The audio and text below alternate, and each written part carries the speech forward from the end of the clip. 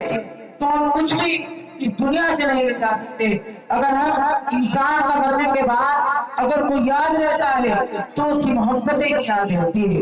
ان بچوں کی نعت پاک سے اور ان کے عتیق سے ہمارے استاد جناب قاری محمد تنویر صاحب نے ان بچیوں کو انعام سے نوازا ہے، اور ہمارے دادا مسعود صاحب نے بھی ان کو انعام سے نوازا ہے، اور وکیل بھائی نے بھی ان کو انعام سے نوازا ہے. بھائی زلفان اور بھی بہت سب تمام حضرات سے صدر صاحب نے بھی ان کو اپنے نام سے نوازا ہے. یہ بچے آئیں اور اپنا انعام لے جائیں.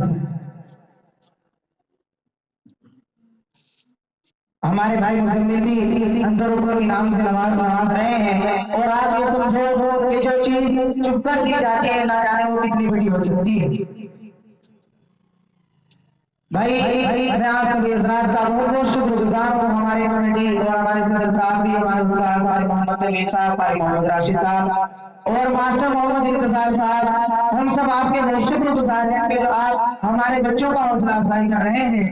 بلکہ آپ ہی کے بچے ہیں، اگر آپ ان کا حوصلہ افزائی کریں گے، آپ ان کو اسٹیج پر کھڑا ہوتے ہوئے دیکھیں گے تو آنے والے ٹائم میں یہ آنے والے جو مستقبل ہے ان بچوں کا وہ آپ کا کامیاب بن سکتا ہے.